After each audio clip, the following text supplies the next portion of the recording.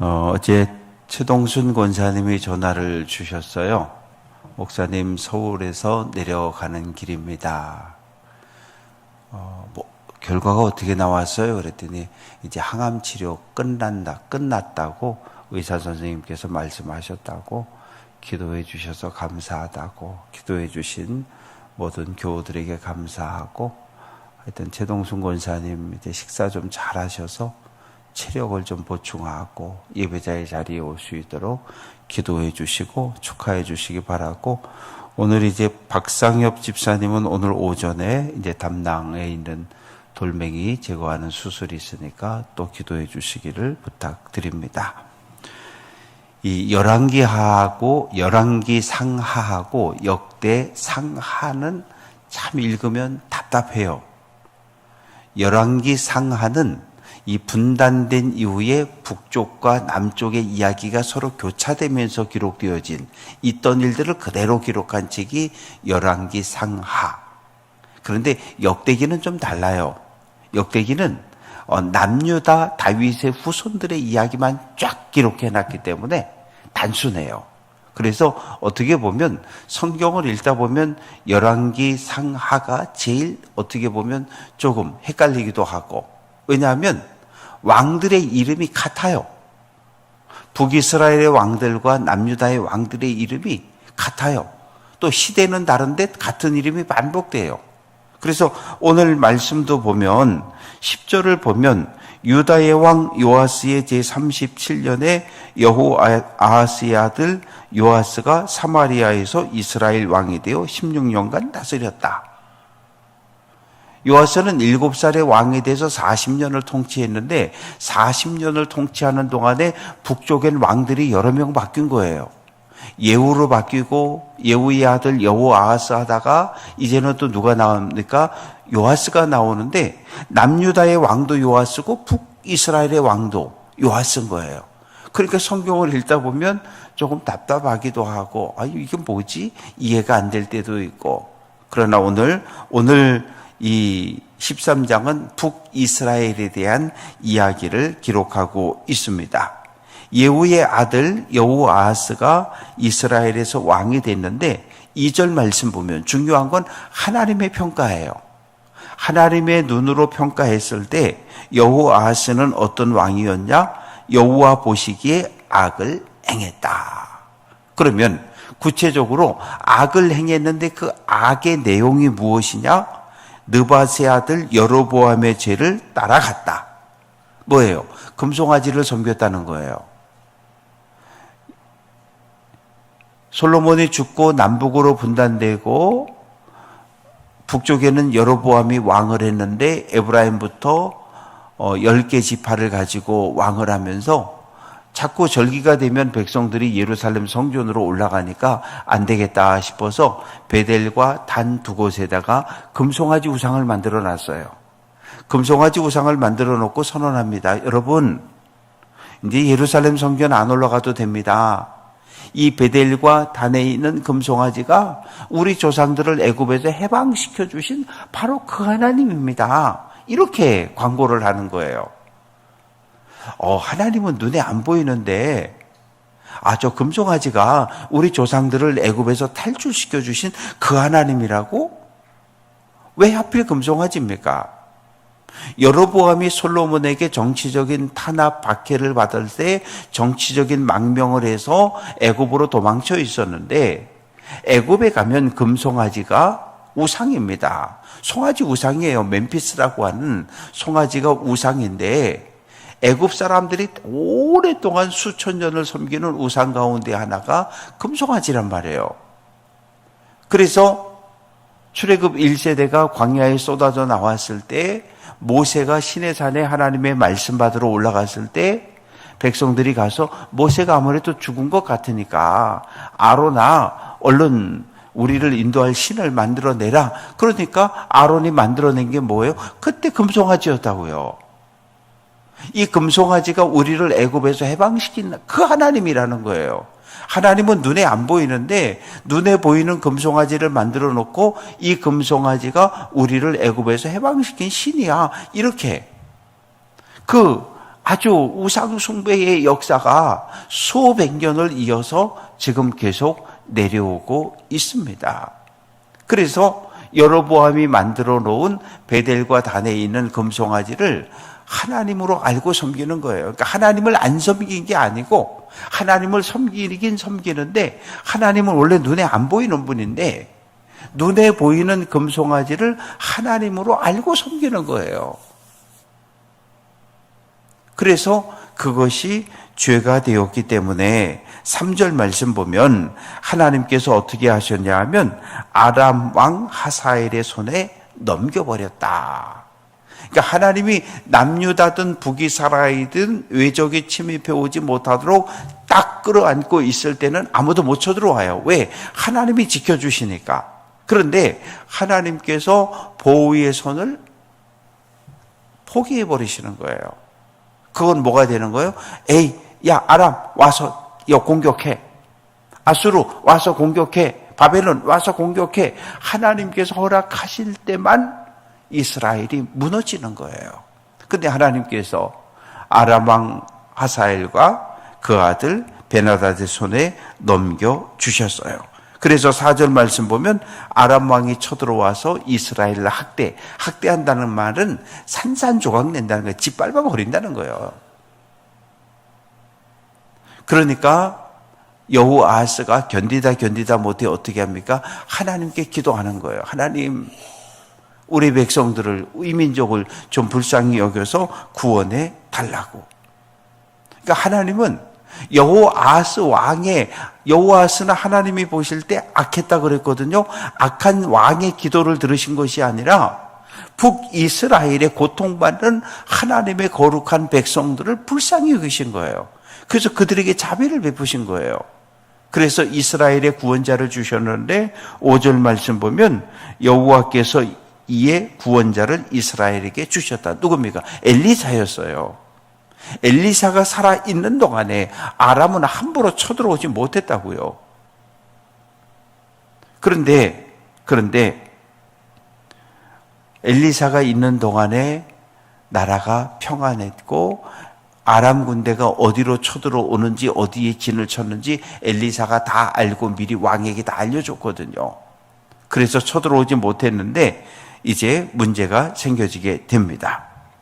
이 6절 말씀 보면 하나님께서 엘리사를 통해서 북이스라엘을 보호해 주셨는데 그럼에도 불구하고 6절 이스라엘에게 범죄한 여로보암의 집에서 떠나지 아니하고 금송아지를 하나님으로 섬겼죠. 또 사마리아의 아세라 목상을 그냥 두었더라. 이세벨이 가져다 놓은 바알신과 아세라 목상이 있었는데 바알신은 완전히 때려 부셨어요. 다 부셨어요. 그런데 아세라 목상은 그냥 뒀다는 얘기예요. 그때까지도. 그래서 어떻게 합니까? 하나님께서 아람 왕에게 다시 공격하도록 하셨는데 7절 말씀 보면 아람 왕이 여호아하스의 백성을 멸절한다는 얘기는 아예 그냥 짓밟아가지고 먼지처럼 부셔버린다는 얘기예요. 타작마당에 티끌같이 되게 했다. 북이스라엘의 군사력이 완전히 무너졌다는 얘기예요. 완전히 패했다는 얘기예요. 어느 정도입니까? 아람 왕이 마병 50명, 병거 10대. 여호아스, 너 그래도 명색이 왕이니까 어디 갈 때 병거 타고 다녀야지. 그래서 병거 10대, 이 병거를 끌고 가는 말, 그리고 보병 군사들 딱 1만 명만 남겨놓고 모든 군대를 다 죽이고 해체시켜버린 거예요. 그러니까 북이스라엘의 군사력이 완전히 붕괴됐어요. 아합 왕과 예후 때 북이스라엘은 어마어마하게 강력한 군대를 가지고 있었어요. 그래서 아람과 연합해서 아수르 제국과 싸울 때도 이 병거 2,000대를 제공할 만큼 어마어마한 군사력이었는데 그 군사력이 모두 다 사라져 버립니다. 그리고 이제 여호아하스가 죽었고 그의 아들이 요아스가 왕이 됩니다. 하나님께서 예후가 이세벨을 죽이고 또 여호람을 죽이고 아시아를 죽이고 모든 우상 숭배자들을 그 왕자들까지 싹 죽였잖아요. 그래서 하나님께서 뭐라고 약속하셨어요? 예후야, 4대를 이어 왕이 나올 거야. 예후, 여호아스, 요아스, 그리고 네 번째 왕이 여로보암입니다. 그런데 이제 세 번째 왕이 등장을 하는데 10절 말씀 보면 요아스가 왕이 돼서 16년 다스렸는데 11절 여호와께서 보시기에 악을 행하여, 하나님의 눈으로 보니까 여호아하스도 그 아들 요아스도 악을 행했다는 거예요. 그 악의 내용은 무엇입니까? 베델과 단에 있는 금송아지를 하나님으로 섬기게 했어요. 그래서 요아스도 죽습니다. 13절 요아스가 그의 조상들과 함께 자매, 그의 조상들과 함께 잔다는 이 표현은 죽었다는 거예요. 죽었다는 거예요. 요즘 우리는 장래의 풍습이 바뀐 것 중에 하나가 뭐냐면 가족 납골당을 만들잖아요. 가족들의 묘가 납골당이 있어서 이렇게 3대, 4대가 이렇게 둥그렇게 해가지고 그 가족 납골 묘 안에 이렇게 함께 시신이 모여지는데, 유골이, 이 이스라엘의 장례는 뭐냐면 조상들과 함께 잔다는 얘기는 가족 묘가 있어요. 무덤을 하나 만들어 놓고 들어가면 꽤 널찍해요. 가운데 돌침대가 있고, 그럼 거기다가 시신을 올려놓고 1년이 지나면 살이 다 썩고 뼈만 남아요. 그러면 그 뼈를 모아서 그 옆에 보면 큰 항아리라든지 땅을 이렇게 깊게, 석회암이니까 깊게 파가지고 넓고 깊게 만들어놔요. 그리고 그 안에 뼈들을 붓는 거예요. 그래서 아브라함과 사라가, 야곱과 리브가가, 그리고 그 요셉의 뼈까지 다 그 안에 들어가는 거예요. 다 그 안에. 그러니까 그 이스라엘 사람들은 조상들의 묘에 들어가는 것을 마지막 행복으로 생각했던 거예요. 왜? 조상들이 간 그 자리에 나도 들어가는 거거든요. 그런데 그렇지 못하는 경우가 많아요. 전쟁에 나갔다 죽는다든지 사고사를 당한다든지 병으로 죽는다든지 그럴 경우에는 조상들의 묘역에 들어가지 못하는 일들이 있었기 때문에 이 이스라엘 사람들에게는 어쨌든 조상들의 묘에 장사되는 것이 가장 큰 행복이었습니다. 그리고 네 번째 왕 여로보암이 등장을 합니다. 여로보암이 등장하는데 이 여로보암은 초대 왕이었던 여로보암과 구별하기 위해서 여로보암 2세라고 부르는데, 북이스라엘을 어마어마한 강대국으로 만들었던 왕이 바로 여로보암 2세입니다. 그런데 14절부터 이제 엘리사의 죽음에 대해서 이야기하고 있는데, 엘리사가 병이 들었어요. 그런데 이제 못 일어날 상황입니다. 요아스 왕이 내려왔어요. 왕궁에서 엘리사를 찾아왔습니다. 얼굴에 얼굴을 대며 우는 거예요. 내 아버지요, 내 아버지요. 이스라엘의 병거와 마병이요. 아버지, 아비라고 부르고 있는 거예요. 그러면서 지금까지 북이스라엘을 지켜오신 분은 바로 당신이었다는 거예요. 당신이 북이스라엘의 전력의 국방력의 전체였다는 거예요. 우니까 엘리사가 이야기합니다.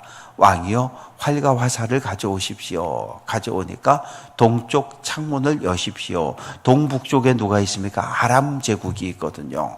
자, 거기서 향해서 쏘십시오. 그래서 쐈어요. 그리고 화살을 몇 개 집으십시오.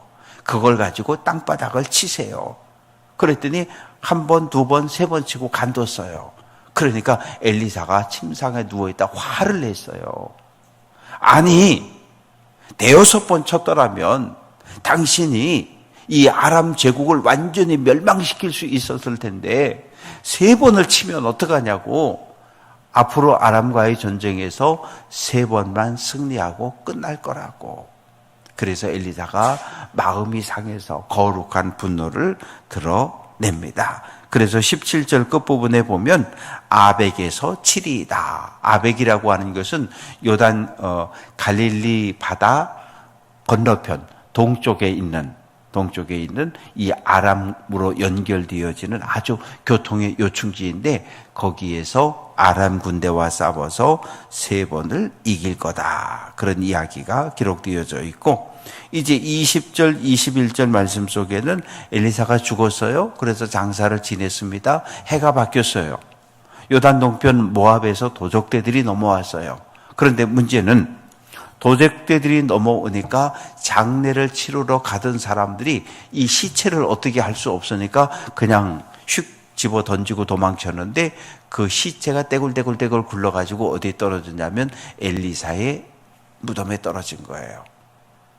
그런데 놀라운 일이 벌어졌어요. 엘리사의 묘실에 떨어지니까 그 시체가 살아나 버린 거예요. 참 놀라운. 엘리사는 살아서도 놀라운 기적들을 많이 행했지만 죽은 이후에도 하나님께서 엘리사의 묘실을 통해서 한 사람을 다시 살려내십니다. 22절부터 25절까지 말씀 속에는 이제 여호아하스 왕 시절에 이 아람과의 계속된 전쟁에 대해서 이야기하고 있는데 아람하고 이스라엘은 군사력의 차이가 너무 커요. 이스라엘은 절대 아람을 이길 수 없어요. 왜냐하면 이 당시 군사력을 보면 당시에는 애굽이 언제나 최강대국이었어요. 그리고 북쪽에서 일어난 아수르, 바벨론, 아람 이런 나라들이 2등, 3등, 4등을 했어요. 그리고 그 다음에 이스라엘은 한 5등이나 6등쯤 했었는데 그 다윗 왕 시절하고 솔로몬 왕 시절에는 한 3등까지 치고 올라갔던 거죠. 그래서 아람까지를 멸망시켰던 거예요. 정복했던 거예요. 그러나 이제 시간이 흘러가면서 이스라엘은 점점점 국방력이 쇠퇴하기 시작하고 결국은 아람과의 전쟁에서 패하게 되는데 23절에 중요한 말씀이 있어요. 여호와께서 아브라함과 이삭과 야곱과 더불어 세우신 언약 때문에 약속 때문에 이스라엘을 멸망시키지 못한 거예요. 아브라함과 이삭과 야곱과의 약속은 무엇입니까? 아브라함아 이 하나님 하늘 좀 봐. 별이 많네요. 내 후손이 별처럼 많아질 거야. 아브라함아 예 하나님 사방을 좀 둘러봐. 땅이 좁고 넓어요. 이 땅을 너와 내 후손에게 영원히 주겠다라고 약속하셨거든요. 이 약속 때문에 하나님께서 북이스라엘이 남유다가 범죄할지라도 나라를 완전히 멸망시키지 않고 살려두셨던 거예요. 그래서 25절 말씀은 이제 여호아스의 아들 요아스가 왕이 되고 아람과 전쟁에서 3번 승리했고 요단 동쪽에 빼앗겼던 땅 일부를 회복한 이야기로 오늘 말씀은 끝을 맺고 있습니다. 말씀을 정리해 봅니다. 우상숭배. 참 솔로몬 왕이 죽을 때 나이가 930년 정도 됐거든요. 그리고 북이스라엘이 멸망할 때 722년에 멸망을 당했으니까 200년 넘도록 북이스라엘은 이 금송아지 우상숭배에서 단 한 번도 벗어나질 못하는 거예요. 그러니까 처음이 참 중요한 거예요. 첫걸음을 어떻게 내딛느냐, 시작을 어떻게 하느냐, 이 시작이 참 중요한 거예요. 북이스라엘은 하나님께서 여로보암에게 다윗의 길로 행하면, 다윗처럼 말씀에 순종하고 하나님을 신뢰하면 너와 너의 가문과 내가 다스리는 나라를 보호해 준다고 동일한 약속을 했음에도 불구하고 분단되자마자 금송아지 우상을 세웠는데 그 금송아지 우상으로 인한 죄가 200년, 300년을 흘러가는 거예요. 나중에 남유다까지 오염을 시켜버리는 거예요.